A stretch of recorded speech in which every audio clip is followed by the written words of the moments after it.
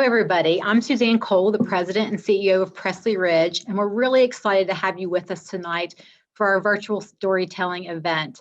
Some of you may know this is not the first time that we've ever hosted this event. And of course, we did it last year in Baltimore, and we did it in person, which is absolutely what we would like to do, but we are very thankful that we can at least have you join us virtually this year, and that we can share the experiences of a wide range of people through the use of technology. Please, though, bear with us if we have any technical issues. We apologize for that ahead of time, but I do think that once we get started, you will be kind of delighted in what you hear from our speakers today. This storytelling event, as I mentioned, was previously held in Baltimore, and we really use it as an opportunity to spotlight stories from all across our Baltimore programs. And this format gives us the opportunity to spotlight services across all of our communities in the 6 states in which we provide services. And tonight, you're going to hear from 4 individuals who experienced a real turning point in their lives during a time in which they were receiving services through Pressley Ridge. And for those of you that are joining us today that may not be familiar with Pressley Ridge, I'm just going to give you kind of a quick little background to just showcase, why we exist. Pressley Ridge's mission is to do whatever it takes to create success for children and families. And that's really the core of what our services are all about.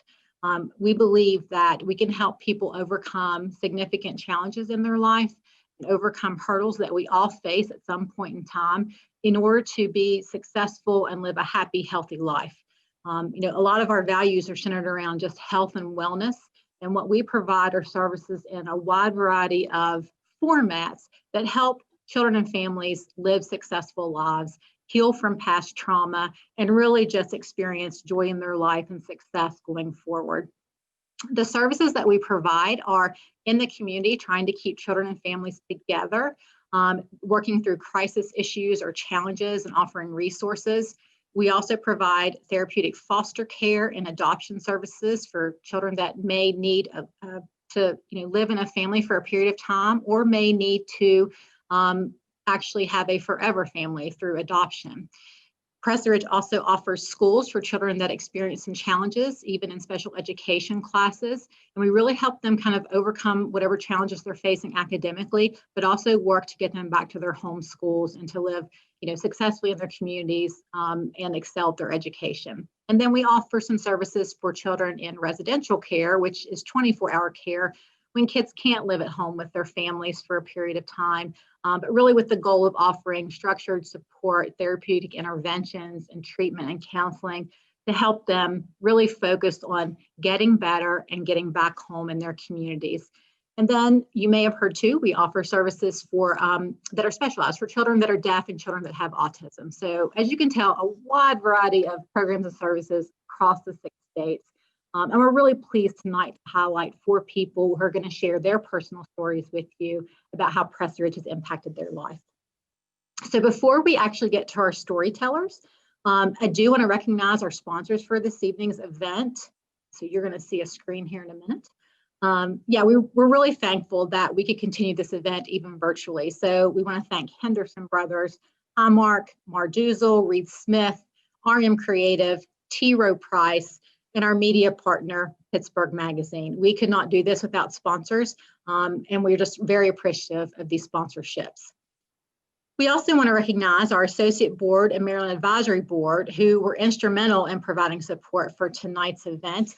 As I mentioned earlier, this brainchild of storytelling happened at our Baltimore, Maryland programs, and without the Maryland Advisory Board, we wouldn't have been able to kind of start this event and showcase it across the organization. So a big thank you to our Associate Board also for supporting Pressley Ridge across the organization, and our Maryland Advisory Board. Now, what everyone's really here for is the exciting part of the event. And I'm really excited to be able to turn this over to our storytellers. Tonight, you're going to hear from individuals who were selected by Pressley Ridge staff for their exceptional stories. Each of them have been coached in the art of storytelling by Laura and Jessica from the Stoop Storytelling Series, which is a Baltimore-based live show and podcast with a mission to build community through the sharing of personal stories. Some of our storytellers might read the stories that they've written, while others may just be speaking. And we've encouraged them to really just share in the way they feel most comfortable with everyone. And I think, you will find that each of their stories are really unique. And I hope that as you listen, you're going to gain a good understanding of why the programs and services that we provide to youth and families are so vital. It's not easy to share your story. I think we would all agree with that. And regardless of the challenges we face in our lives, to do this publicly, whether it's virtually or in person, is, always a challenge. So again, please, welcome these storytellers with kind of open ears, open minds, and I really think that you will gain some insight into why our services are so important. So let's get started. From West Virginia, Dawn is 17 years old, and she spent some time in one of our residential facilities, as well as in foster care for about 4 years before being adopted. So please join me in welcoming Dawn to our virtual stage, and we're going to let Dawn share with us her story.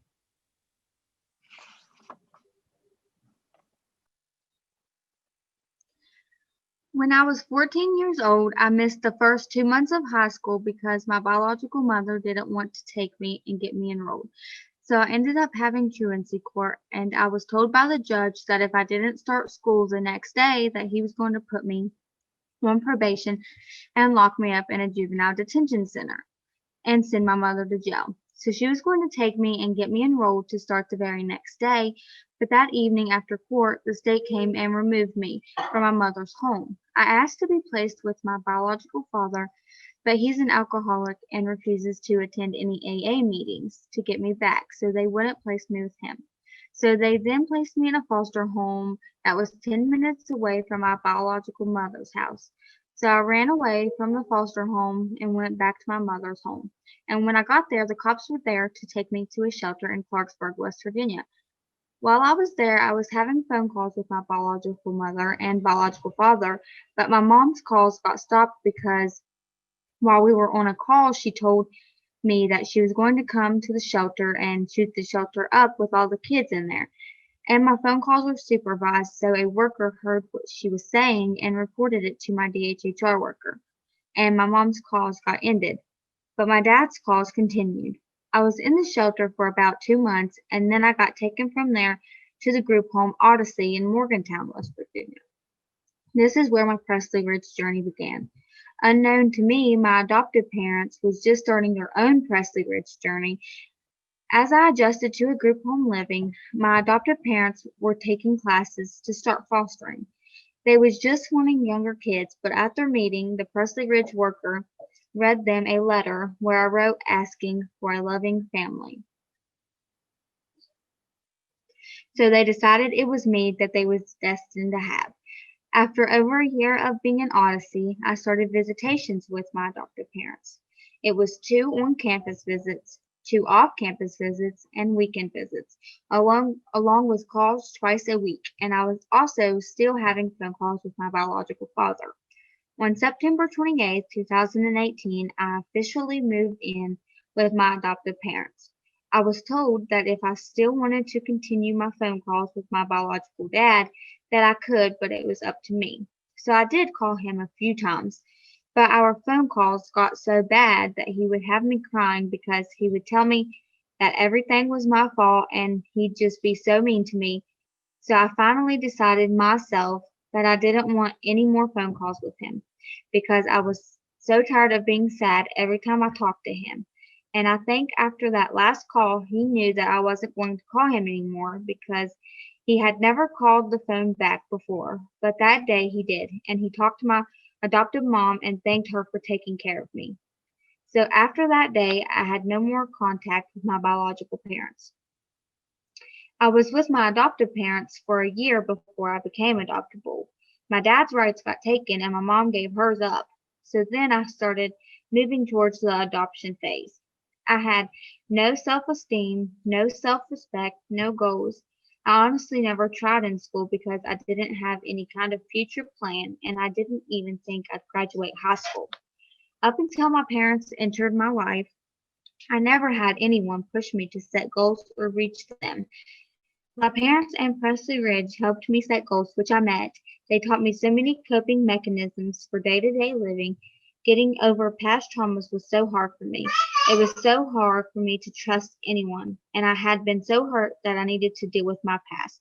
My turning point was when my mom told me to write a letter to everyone who hurt me, how they hurt me, and how that hurt made me feel, to release all of those unresolved issues that was holding me back. She told me no one ever had to read those letters, but just by simply writing about it was all that was needed and could help me heal. All of these tricks and tips has helped me mold my life and my future. Now I'm 17 years old with straight A's, motivated, and for the most part, I have my future mapped out. I want to be a blind specialist. My foster sister is blind and we are learning Braille, and she inspired me to help others. I have applied to Fairmont State University, and then days later, Marshall University sent me an application in the mail, so I filled it out and returned it. I plan on getting a job until I start college. I am so proud of overcoming my past, and I am proud of the person that I've become. I am finally on the right track, and I am beyond blessed to have such amazing people in my life that push me to dream big and want to see me succeed in life. On March 4th, 2020, I officially became Dawn Singleton, and it was the happiest day of my life.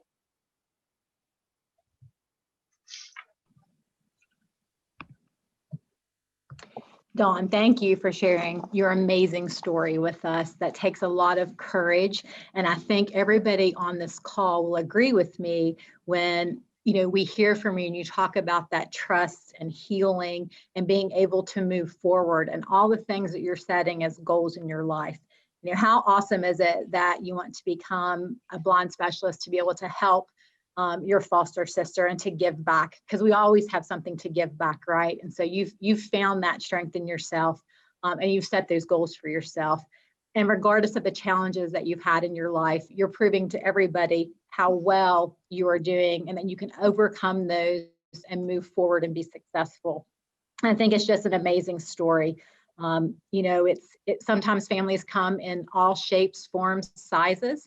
And like you, I was adopted. And so I know what that feels like. And I'm just really proud that you were able to find a family that you feel like you fit well with and that you feel accepted and loved and supported and that are helping you kind of move forward in your life. So congratulations on all of your hard work, all of your successes.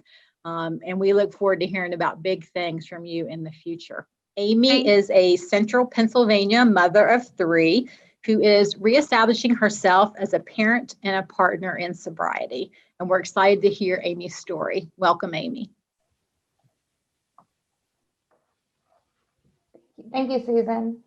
In July of 2019, my family and I were accepted for services by York County Children, Youth, and Families, which is the Child Protective Services here in York.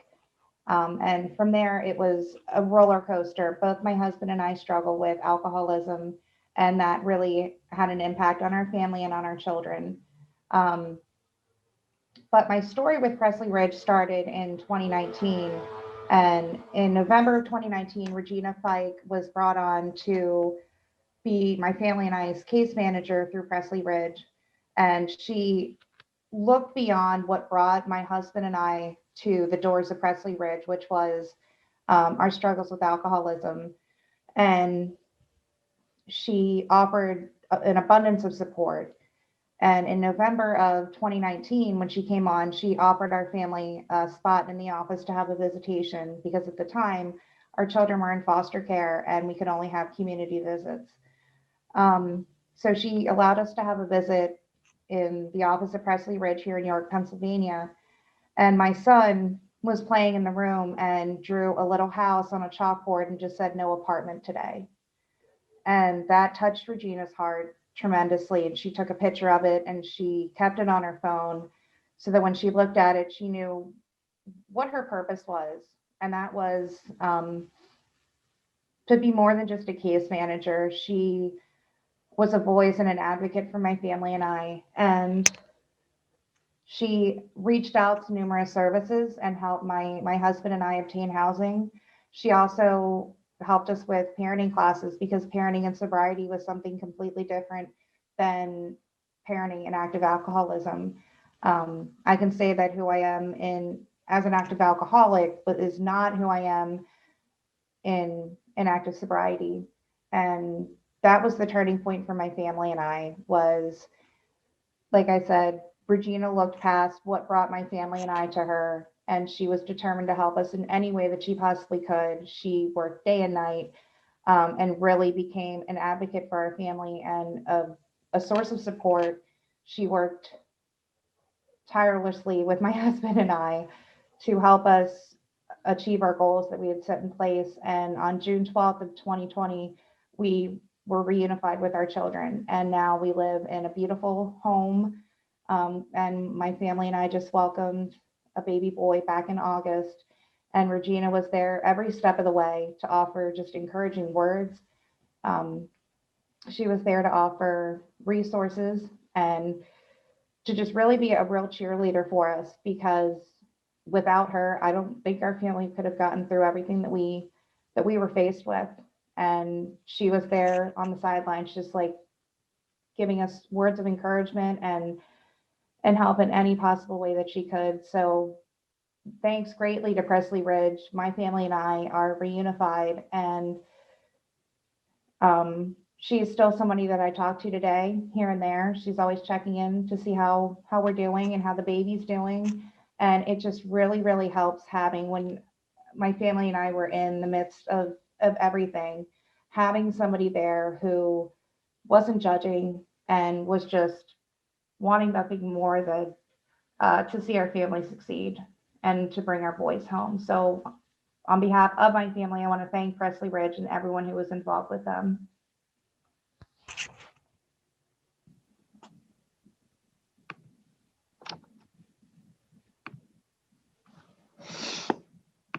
Thank you, Amy.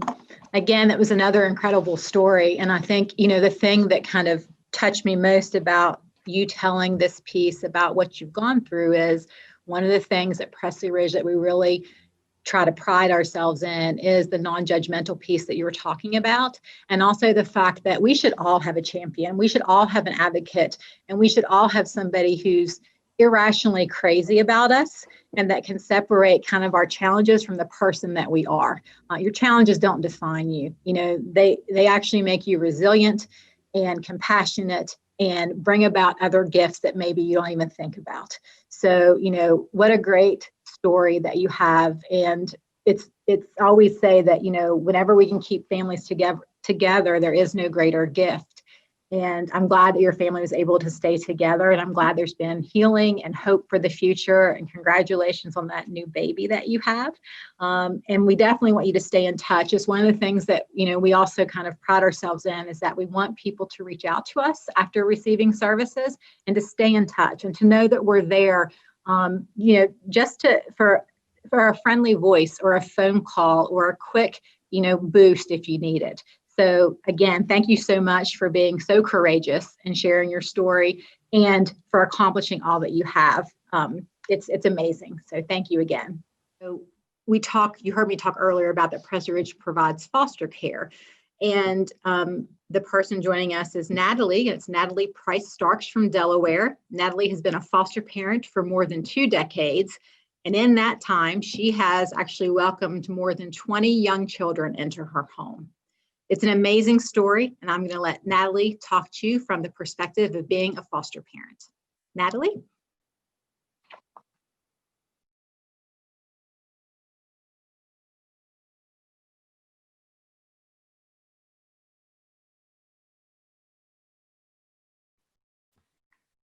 Hi, everyone. Thank you, Susan.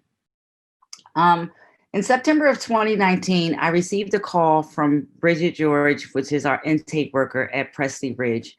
When she called me about a sibling group of two young ladies, two teenage girls. For me, this was a first, and kind of scary, because I usually fostered the younger children from 9 under to newborn.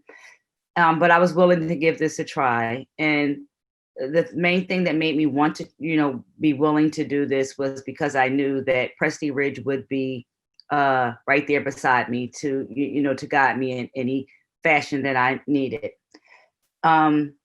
But one of the things that was said to me and through my intake and through my briefing of the girls was that the girls were of a different race. So my girls are Caucasian and I'm African American. And although my home sees no color, we see no race, we see no religion, we just see a human being. Because these girls were of age where they could speak for themselves, it was very important to me that they had a choice. I didn't want them to feel like they were placed in a home and didn't have a voice as to whether this is where they wanted to be. And when I spoke to Bridget about this, she stated that no one had ever asked that question. So I did ask that they ask the girls if they mind being placed in a home, in an African-American home. And happily, they said yes, they were fine, and it didn't matter to them either. So on October the 7th, the girls were brought to me.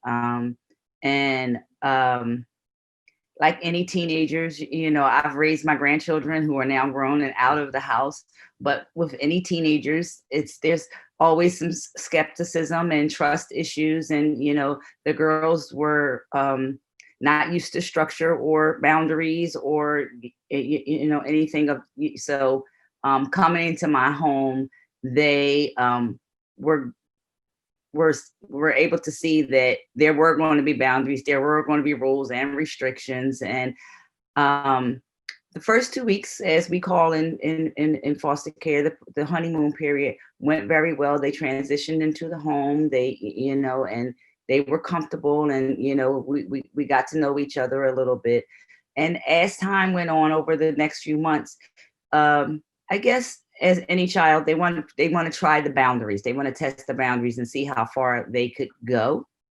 And I had one child who, the youngest of the two siblings, who was very angry because of that she was in the foster care and was used to being able to basically do whatever she wanted to do. And then I had the older sibling who was happy to be out of the situation that she was in, but was not happy with the rules of she could not come and go as they pleased. So, which caused conflict between, with me and the girls and, the house rules. And I have to say hats off to Pressley Ridge and my case manager, Ashley Jacobs, who without hesitation was there at every second, who sat at my kitchen table with me on various nights, any time of night that I called her. She luckily lives not too far from me. So when we had issues where the girls a couple of times cut school and, to hang out with their other friends that they knew from their previous residence, and they had to get consequences, because that's not allowed and that's not the behavior that I wanted them to continue. Ashley Jacobs was there to talk with the girls and help me get them to understand, why these rules and things were put in place. Everything was there to protect them. And that was my role. That my role is to make sure that the girls are safe and that they're, getting the support that they need. Throughout that time, like I said, it was many, many nights. At one point, the girls, I think it was like a fight and flight. They knew that they couldn't get past certain rules and regulations, so they wanted to leave. They didn't want to be here anymore. And of course, it hurt me because I love them to death. And, my goal is to help them. But I needed to get to the root of really what was going on. So once again, I reached out to Pressley Ridge, and without a doubt, I spoke to several people in Pressley Ridge just to ask for advice. Mr. Moore, Daniel Moore, has been very instrumental in giving me coaching advice, and Miss Tanya Johnson as well, just to see how do I approach this situation without being quote unquote a mom figure, but still being a mom figure, but allowing these children to express themselves.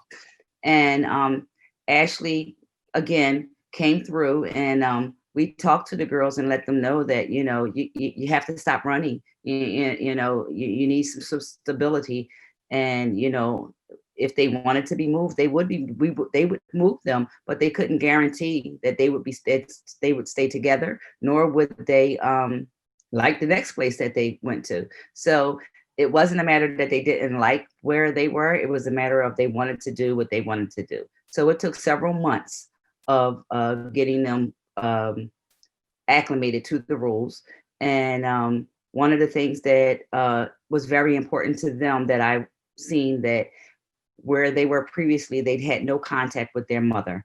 And that was very important to them. So family is very important in my life. So one of the things that I helped to put back in place was them to be able to speak with their mom. And that helped them settle in a lot more because they seen that I was willing to allow them to have phone conversations with mom. And we set up visits where mom was able to come out and visit. So that helped a lot. And in November of 2019, that same year, mom disclosed to us that she was expecting her 5th child. Of course, these girls were ecstatic. You know, they couldn't wait. They couldn't wait to see their new baby's brother or sister. And, you know, so that was all that they wanted. They talked to their mom a couple of times a week and, you know, wanted to be there for the process and be there with their mom or be able to see their new sibling. Unfortunately, COVID hit in January, and this brought a damper onto their spirits in regards to that because they knew when the baby was born, you know, there was a possibility that there would be months before they would actually physically be able to see him or see him or her. We did find out in early January that it was a boy. And you know, but we had hoped that, you know, COVID would pass. Unfortunately, it didn't. But little beknownst to any of us, mom had the baby in June and June 5th. And on June 6th, I received a phone call from the state asking me if I would be willing to take the baby. Well, with hands down, the answer was yes. There wasn't even a second thought, you know, yes, I would take the baby because in my heart, you know, first of all, I love children, but in my heart, I knew what this would mean to the girls, that they would be able to still have a part in their baby brother's life. They could see some of him growing up. And so, but what I decided was that I didn't want them to know. I wanted this to be a surprise. So for a week, I was not sneaking, but going out every morning to the hospital to feed the baby and every evening to feed the baby. Me and my husband was sneaking cribs in the house and Pampers in the house when they were outside playing. You know, we had to find out where they were in the house. So because I wanted it to be a surprise. So we did this for approximately a week. And then it was time to bring baby Xander home. And I think I was more nervous than the girl, you know, for the girls than I wanted to admit, but it was more of excitement and it was more of me knowing what this would mean to them and how much this would mean to them.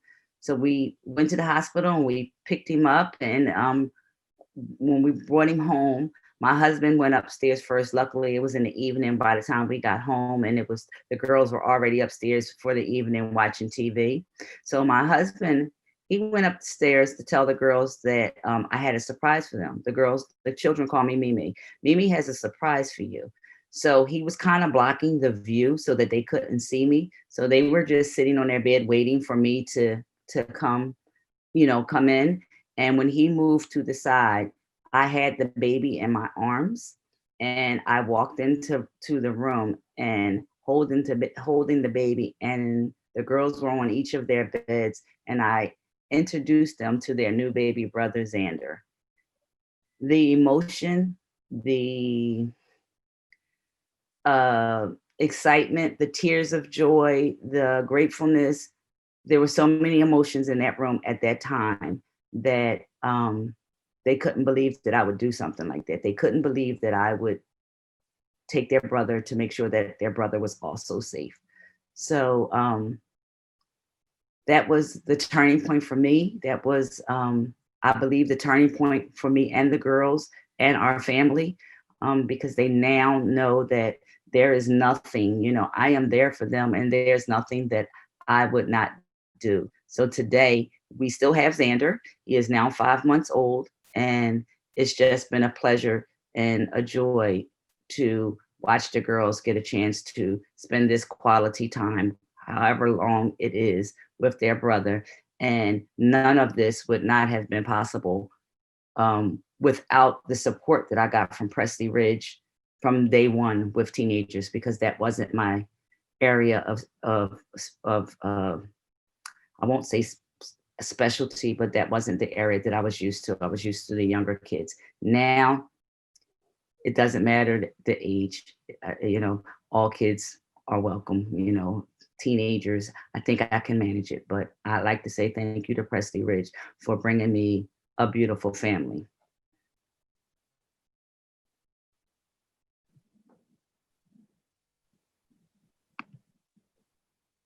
Thank you, Natalie. That was an amazing story, as I knew it would be.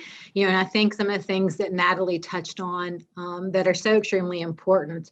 And you also heard this from, Dawn when she was telling her story, that a lot of times I think people think about foster care as getting these little kids and bringing them into your home. And there are so many children that are of teenage years that need foster parents who will commit to them. And as you heard from Natalie too, there are certainly challenges, and kids aren't necessarily trusting when there's been trauma in their life. And people like Natalie and all of our other foster parents have to really work hard to build that trust and to show the kids that they're there for them no matter what. And because of the work and the commitment and the dedication that Natalie has to the kids, and especially bringing their brother to reunite all of them, it just shows them how much people care and can provide that love and support that they really desperately are looking for. It's hard enough for kids to be placed outside of their biological families. And when they are, sometimes they aren't placed with their siblings. That's exactly what Natalie was describing. And that can be another layer of trauma for them. So it's always important for us to try to keep siblings together and to offer that support. And what you've done is amazing by bringing their baby brother home to them and having a family together. And so on behalf of all of us, thank you so much for your commitment to these girls and Xander and all that you've done for them and for taking a chance on a teenager. So thank you again. The first question is for Amy. So we're going to have Amy turn her camera back on for a minute.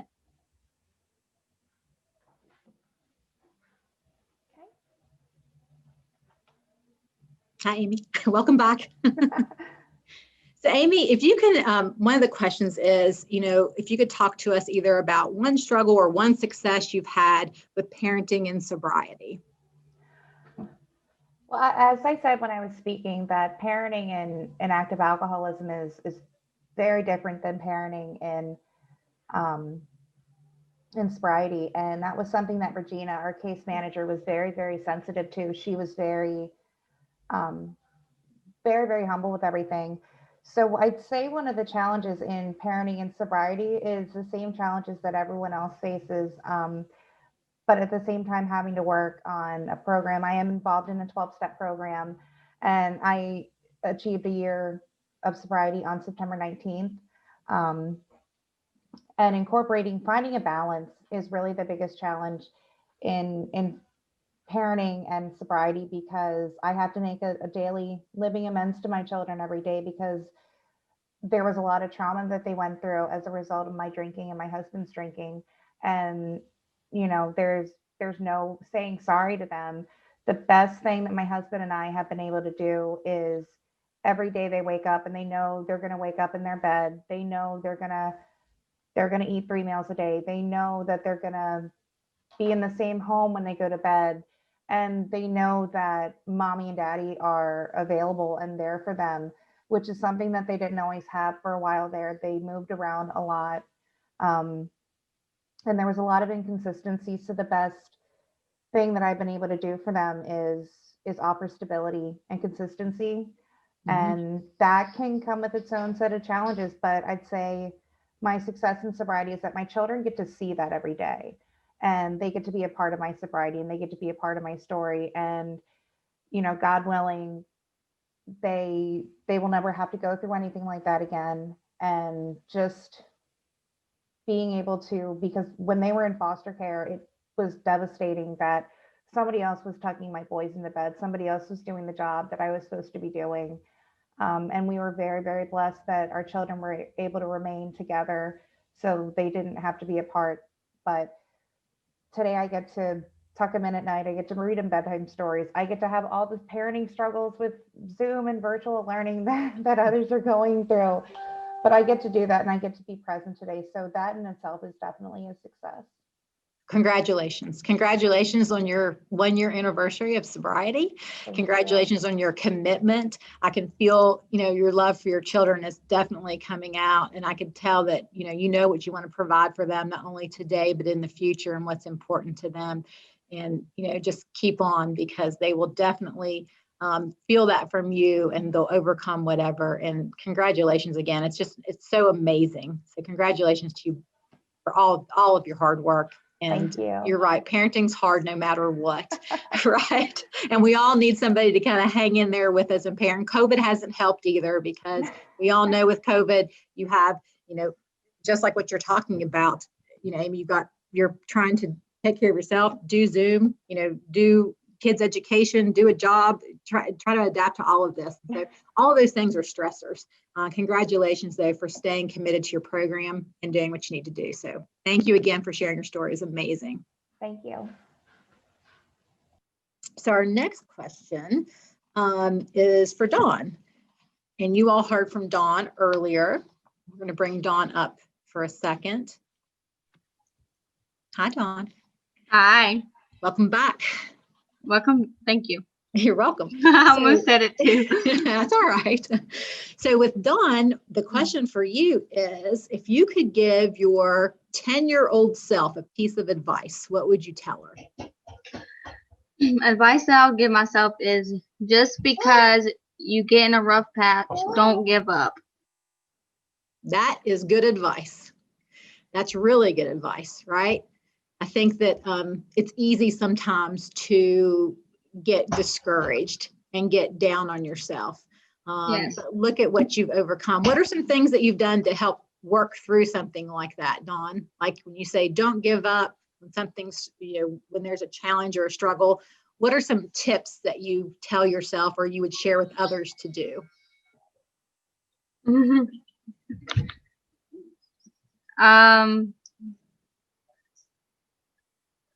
Find something beautiful every day. Yep, absolutely.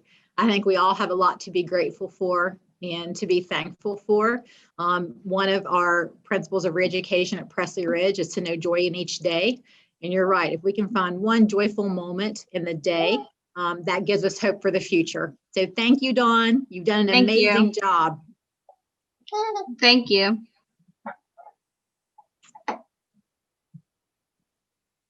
So next question we have is for Natalie. So we're going to bring Natalie back for a minute.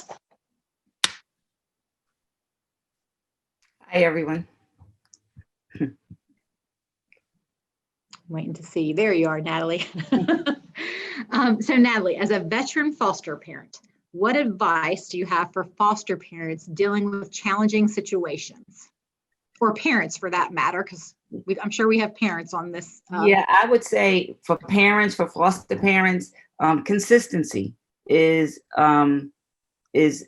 key. Structure is key.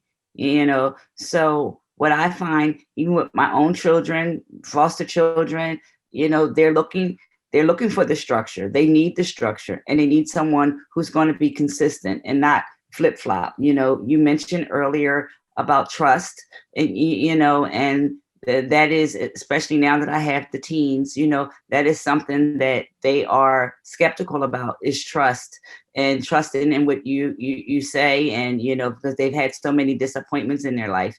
So consistency, whether it be a restriction or a rule or whatever, not bending. And providing them with the structure. Children, in my opinion, I have had great success with being consistent, and having a structure and having a schedule. The schedule can be tweaked and broken. It's not like it's 1 o'clock this, 2 o'clock this, but it's a schedule. They know what to expect on a daily basis. They know it's a routine, so it's nothing new, so and just being consistent with what the goals are and what the expectations are. So my advice to any parent is to be consistent and to have structure, because even though the children fight it, they want it, they want it and they need it, so that would be my advice. Yeah, it's great advice. Children do want structure, you're right. And sometimes I think, all of us parents that have been there know we can be labeled as mean, we can be labeled as, not understanding, but there's lots of research to support what you're saying around structure and consistency. And it's fine to be friendly with our kids, but we're not our kids' friends. And we're there to parent and to teach them and to show them appropriate boundaries, and the importance of structure and a routine definitely, helps with all of that. And so I think it's great advice for everybody.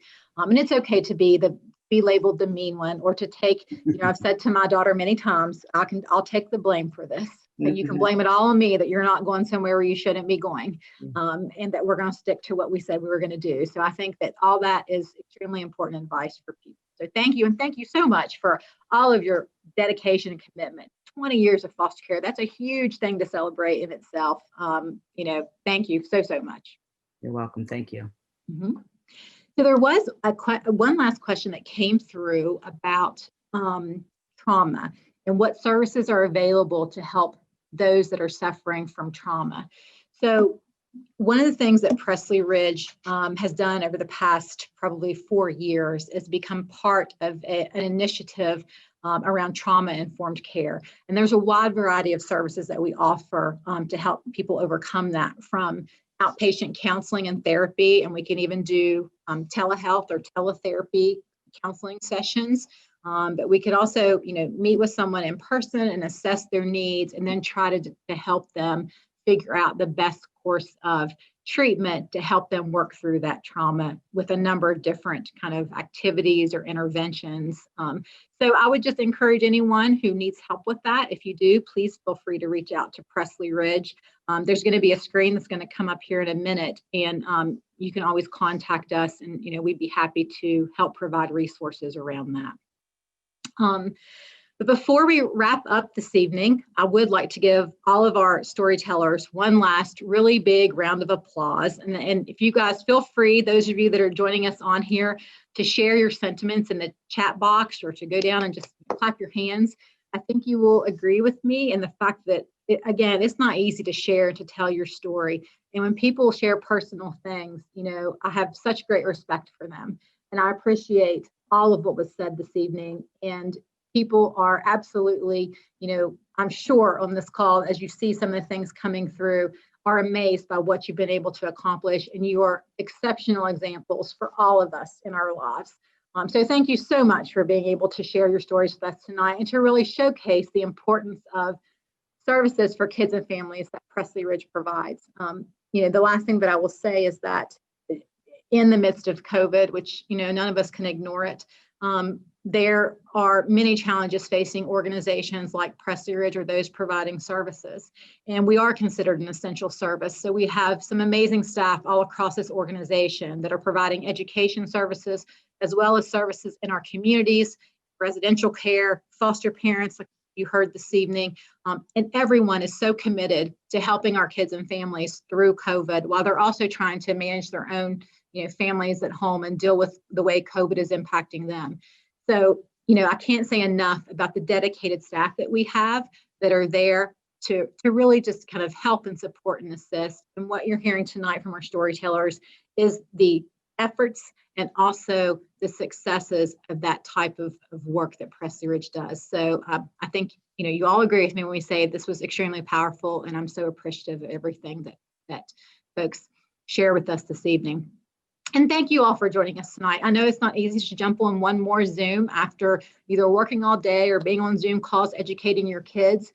So thank you for being with us tonight, and for being willing to listen to the stories and listen to the impact that Pressley Ridge is making in our communities. I was very moved from what I heard, and I hope you were too. If you would like to support Pressley Ridge, there is a screen up around the ability to donate to Pressley Ridge at pressleyridge.org. And we appreciate anything that people are willing to give. But thank you again. Thank you again for just being here, for listening to people's stories, for allowing us to share the good work of Pressley Ridge. And the most important thank you goes to our storytellers. So thank you again, and I wish everyone a great evening. Take care of yourselves and stay healthy.